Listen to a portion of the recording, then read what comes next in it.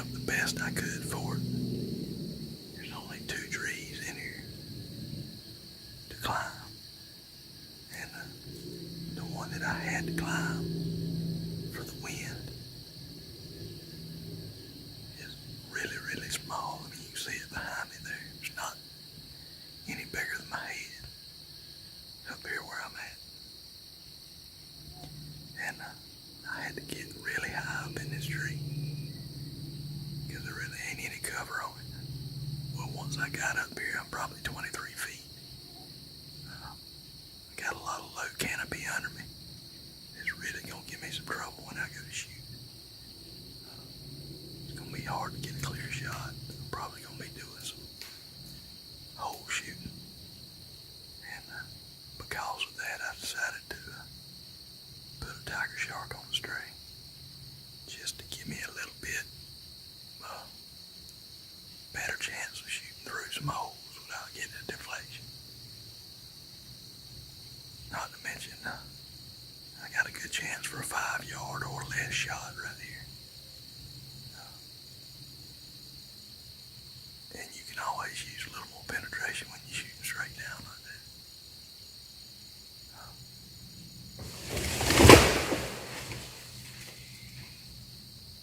That scared me pretty good.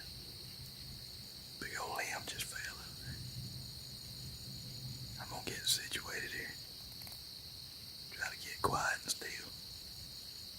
We got about 2.5 hours till dark. So, you'll see, maybe want to come sliding in here and try to pick up a few of these chestnuts. And we'll have a surprise waiting on it. So let's see what happens.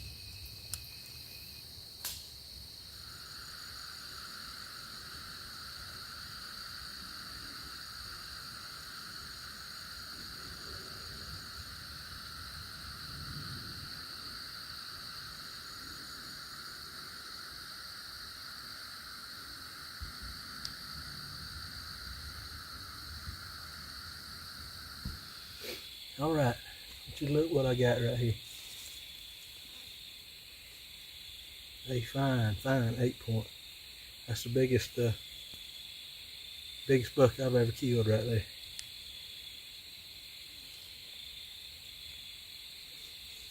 Ain't no doubt, biggest buck I've ever killed. Man, that joker got a broke ear. Got ticks all over. Got a swollen spot on his jaw right there, like a big abscess. Must have got hurt fighting. Don't you look, man, look what a buck.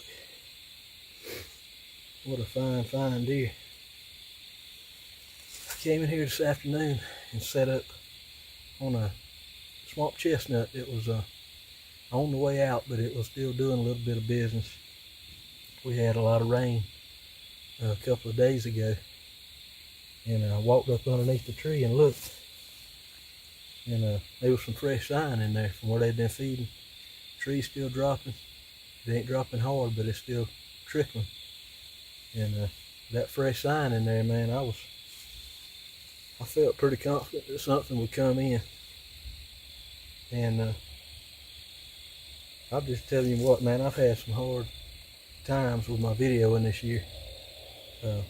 It wasn't. My regular video camera tore up on me, or it got wet in the back of the truck earlier this year, and I hadn't been able to use it since then. So I've been videoing with my phone, and it does good. It takes really good video, but it don't have a big enough aperture to handle the low light. So, you know, the very last, probably 10 or 15 minutes that I used to be able to video with my old camera, I'm not able to do it with the phone. It just won't, it don't pick up enough light. And probably about 10 minutes after I ran out of video light with the phone, this joker came in. And I was in the process of getting down. I'm fixing to head to the house, and it's a pretty long way to go. So I had already strapped my gaffs on and had turned my pack around on the tree and was about to start breaking my camera and all down, my camera arm and everything. And I heard him coming.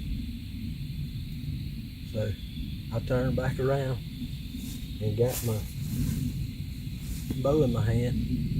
And man, you can't hardly move with those gaffs on because it's metal on metal. And I just had to lock my feet down and hope he ended up in a spot where I could see the shoot. And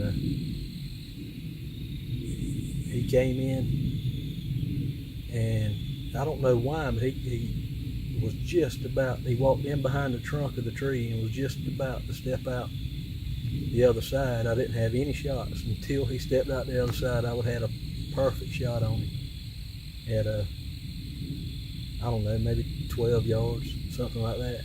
And he just spooked. For some reason, he spooked and turned around and hopped 3 or 4 hops back the way he had come from.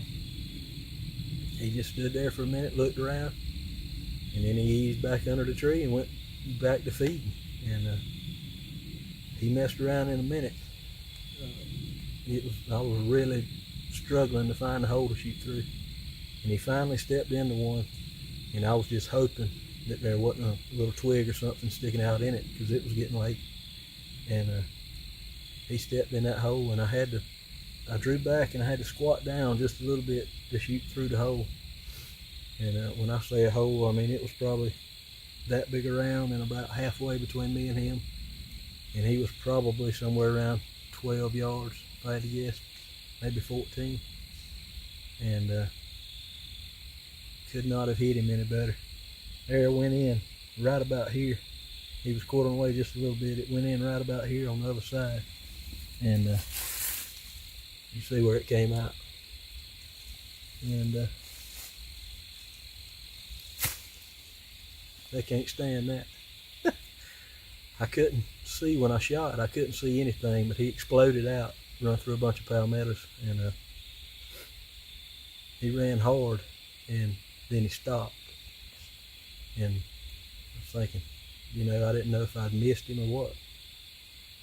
And about that time I heard him crash, and ain't no doubt I knew he was dead then. But I didn't really have any idea how big he was, because I never did get a really good look at him until I walked up on him over here. That is a fine 8-point, man, I'm telling you. Fine 8-point for public land, for any land. To do it with a stick bow, you can't hardly beat that. And man, I am tickled to death to get him. I'm fixing to break him down and get him in a sack and get him out of here. I'm about 3/4 of a mile from the truck probably, and he's gonna be a load, I'm telling you. He is gonna be a load.